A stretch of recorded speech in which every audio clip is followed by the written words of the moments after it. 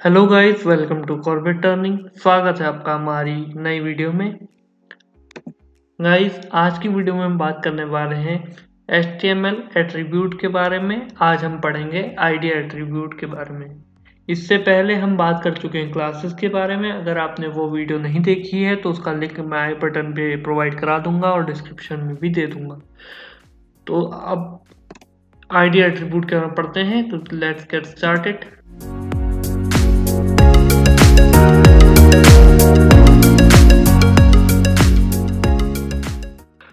तो दोस्तों, HTML ID attribute क्या होता है? HTML एट्रीब्यूट एक तरह का एट्रीब्यूट है जो कि एक हमारी एलिमेंट में HTML एलिमेंट को एक यूनिक आईडी प्रोवाइड कराता है।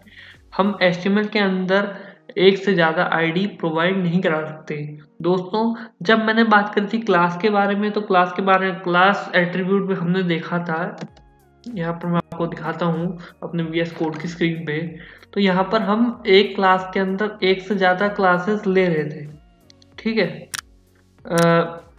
जैसे कि यहाँ पर देखिए, इसमें मैं कैपिटल ले रहा था, कंट्री भी ले रहा था। दो क्लास में एक साथ यूज़ कर सकता था, लेकिन आईडी के अंदर हम ऐसा नहीं कर सकते। क्यों नहीं कर सकते? क्योंकि ये प्रोहिबिटेड है, इसकी परमिशन हमको नहीं है। अब आइए हम देखते हैं यहाँ पर id.html के बारे में। यहाँ पर मैं एक बनाता हूँ और अपना स्निपेट डालता हूँ HTML5।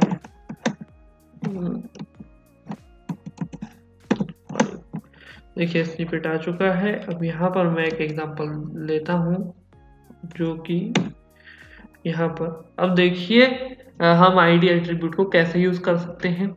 आईडी एट्रीब्यूट स्पेसिफाई करता है HTML की यूनिक आईडी को।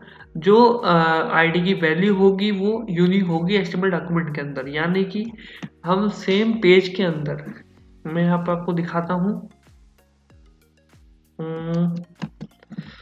यहाँ पर जैसे मान लीजिए मैंने एक डिव ली,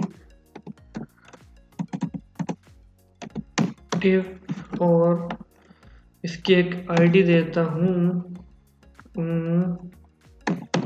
HTML नाम की, ठीक है। और यहाँ पर मैं लिखता हूँ दिस इज HTML ID, ठीक है। और यहाँ पर मैं इसको लेता हूँ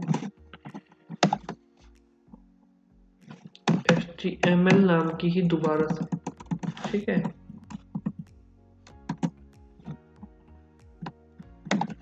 HTML नाम की मैं दोबारा से this is again HTML ID, ठीक है।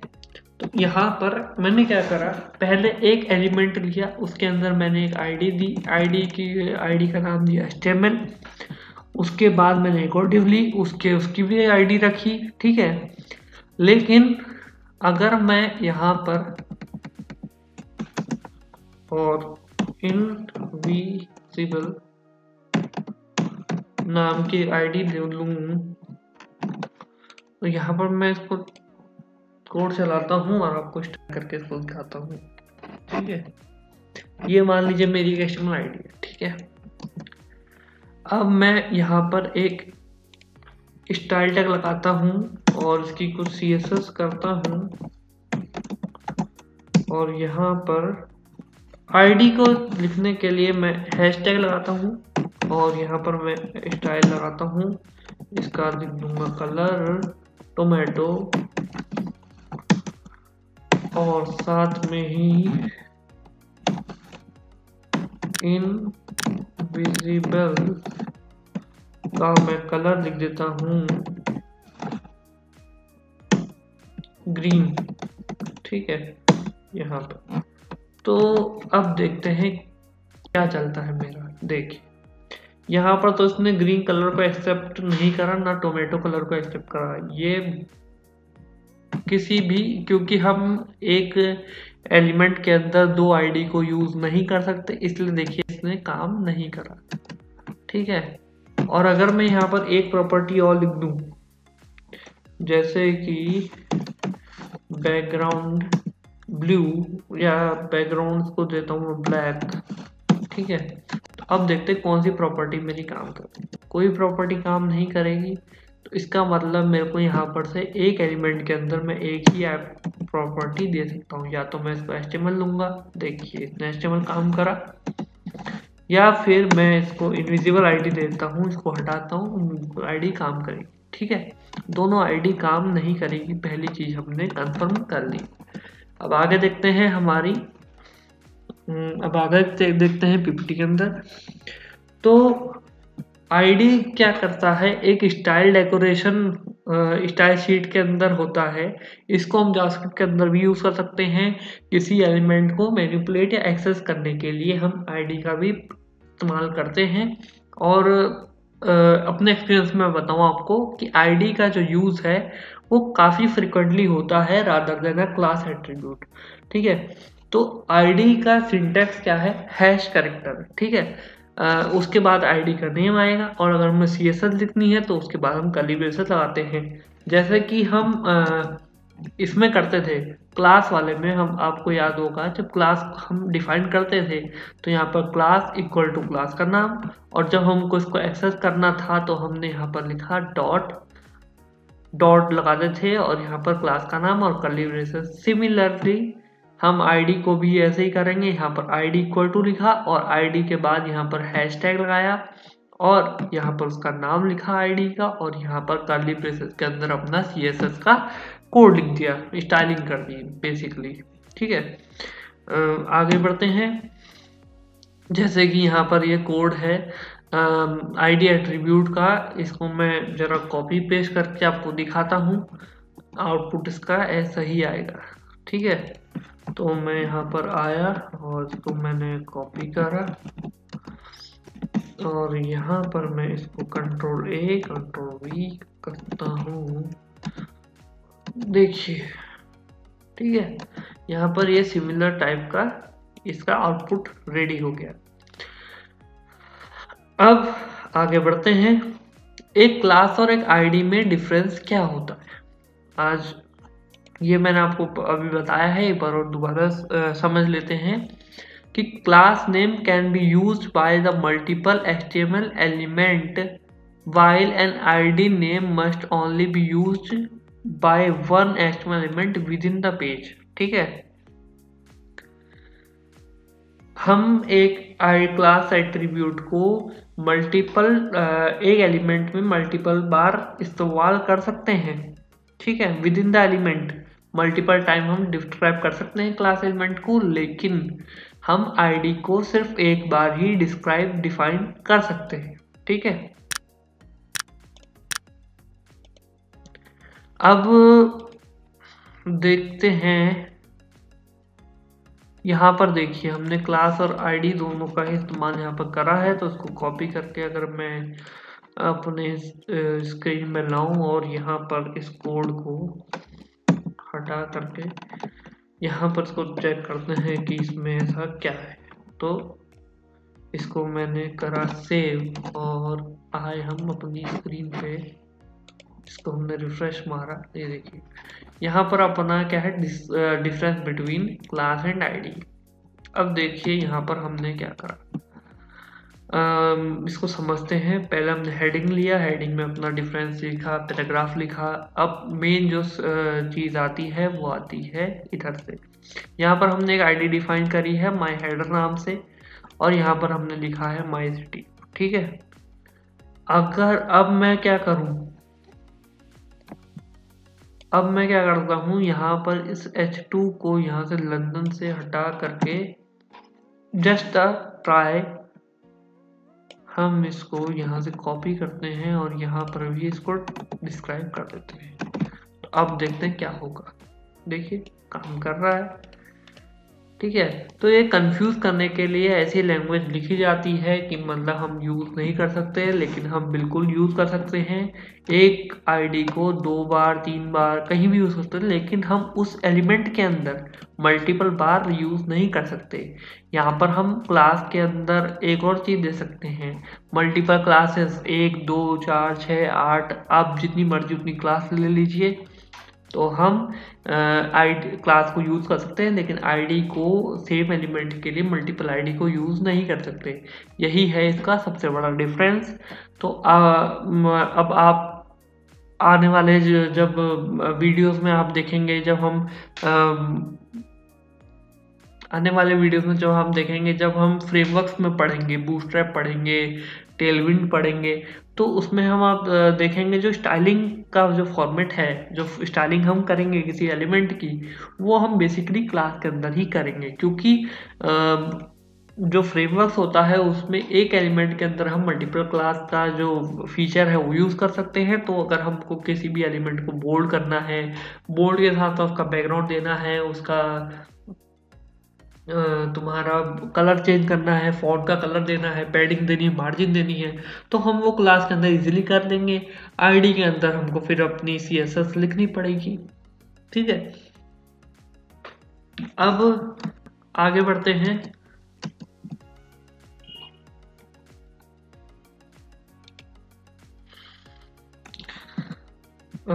HTML bookmarks with ID links. ठीक है, अब HTML बुकमार्क को आईडी और लिंक को हम कैसे यूज करते हैं बुकमार्क के अंदर। ठीक है, अब बुकमार्क आपने देखा होगा कि जैसे आप कोई किताब पढ़ते हैं या डायरी लिखते हैं, तो उसमें एक स्ट्रिप लगी रहती है जब हम उस चैप्टर को क्लोज करते हैं, या फिर जब वो किताब हम बंद करते हैं तो हम वहाँ पर एक बुकमार्क लगाते हैं, ताकि हमको एक माइंड में रहे कि हाँ इस चैप्टर तक हम पहुँच चुके हैं, अब आगे वाला हमने कंटिन्यू करना है।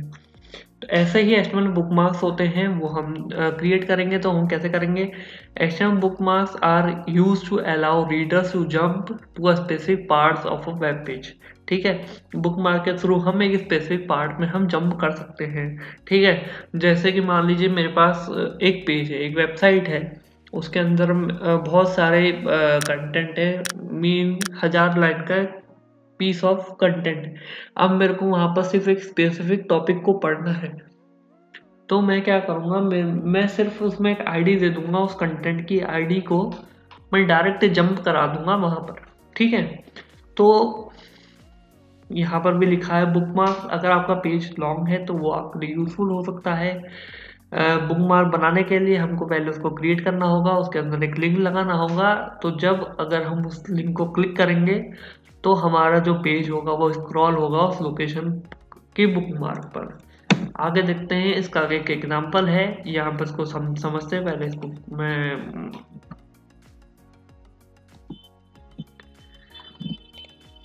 यहाँ पर इसका एग्जांपल है, इसको समझते हैं और यहाँ पर से इसको हम कॉपी करेंगे, देखेंगे बुकमार्क कैसे काम करता है। और ये जो कोड है मेरा, ये single code piece of code है, लेकिन ये कोड चल नहीं रहा था, इसलिए मतलब हमने इसको 2 पार्ट में लिखा है, कंफ्यूज ना हो, ये सिंगल ही कोड है। तो अब मैं इसको यहाँ पर मैं चलाऊंगा। देखिए यहाँ पर देखिए कितना बड़ा पेज है अपना। चैप्टर 1 है, यहाँ पर कुछ उसका कंटेंट हो गया, चैप्टर 2 हो गया, फिर इसका कुछ कंटेंट है, थर्ड चैप्टर में इसका कंटेंट, फोर्थ में कंटेंट, 8 9 10 11 12 13 14, मतलब ऐसे एक बहुत बड़ा पेज है, इसमें कुछ ना कुछ कंटेंट होगा। अब इसमें एक एक लाइन ऐड करी है, इसमें एक एक पैराग्राफ हो सकता है, एक एक कुछ भी हो सकता है। अब मेरे को मान लीजिए मेरे को चैप्टर 4 में जाना, तो मैं यहाँ पर क्या करूँगा, देखिए जैसे मैं चैप्टर 4 क्लिक करा, यहाँ पर ये यहाँ पर आ गया। ठीक है, ऐसे ही मेरे को चैप्टर 10 में जाना, तो मैं डायरेक्ट यहाँ पर चैप्टर 10 इसने पॉइंट आउट कर दिया। ठीक है, अब ये जो 4 5 कर रहा है, लेकिन इसको अभी आपको ढंग से पता नहीं चल रहा है कि मतलब 4 के साथ साथ आपको लग रहा है कि 8 9 10 में भी आ रहा है, तो 4 में करेंगे तो कौन सा काम कर रहा है, 10 में कौन सा काम कर रहा है। तो इसका जो इशू है वो ये है कि अगर हम इसमें प्रॉपर पैडिंग मार्जिन देंगे, जब मान लीजिए चैप्टर 1 हमारा एक पूरे पेज का है, ठीक है, ये पूरी स्क्रीन में चैप्टर 1 है, इतना ही बड़ा चैप्टर 2 है, तब हम इस इफेक्ट को बड़े ही आराम से, बड़े ही आसानी से हम देख सकते हैं। ठीक है, तो अब आगे बढ़ते हैं। अब हम देखेंगे आईडी एट्रीब्यूट को हम जावास्क्रिप्ट में कैसे यूज करते हैं। मैंने आपको बताया था कि आईडी एट्रीब्यूट का हम बेसिकली मेन जो यूज है वो जावास्क्रिप्ट के अंदर, जेक्वेरी के अंदर, टाइपस्क्रिप्ट के अंदर या फिर और जगह पर हम यूज कर सकते हैं इसको।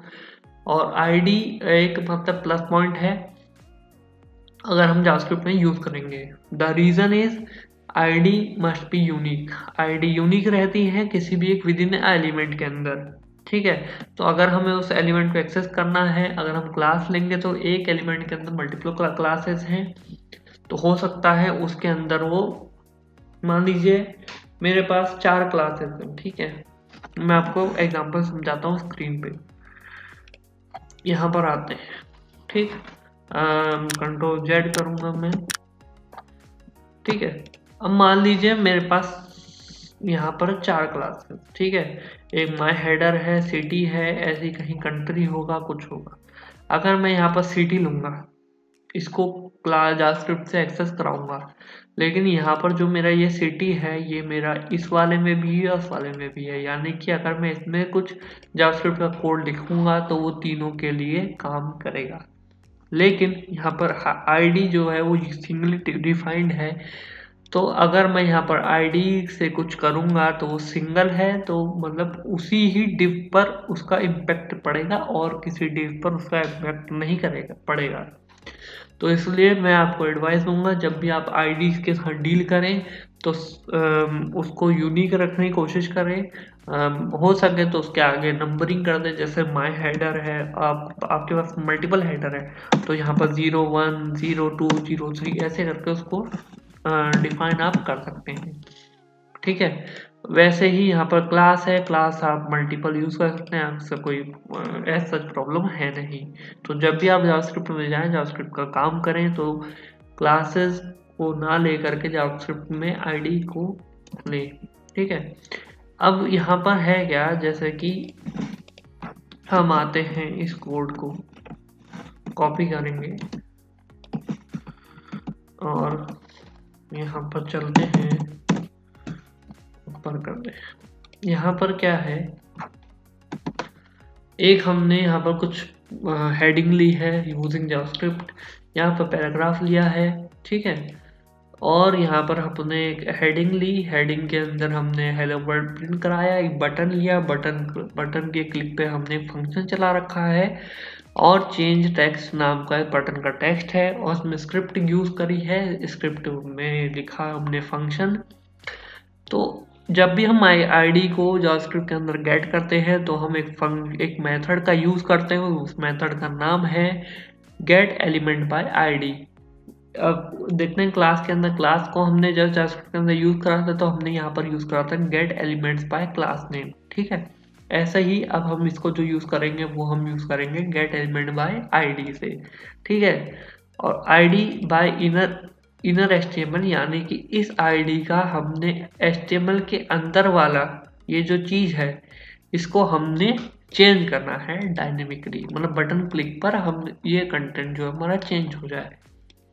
तो देखते हैं कैसे काम करता है, क्या ये वो प्रिंट कराता है, कर पाता है या नहीं कर पाता। तो आइए यहाँ पर हम देखिए, हमारा बटन है, ये टेक्स्ट है। अब जैसे मैं इसमें क्लिक करूंगा, देखिए ये हैव अ नाइस डे हो गया, ठीक है। तो ये हमारा जावास्क्रिप्ट भी काम कर रही है। अब तक हमने देखा जो क्लास है और आईडी है क्या डिफरेंस है, आईडी को हम कहाँ यूज कर सकते हैं। उम्मीद करता हूँ आपको वीडियो पसंद आई होगी। अगर आप इस चैनल पे नए हो और अब तक आपने चैनल को सब्सक्राइब नहीं करा है तो चैनल को सब्सक्राइब कर लीजिए, बेल आइकन दबाइए लेटेस्ट नोटिफिकेशन के लिए। वीडियो अच्छा लगे तो जरूर लाइक कीजिए। मिलते हैं अगली वीडियो में, तब तक के लिए थैंक यू।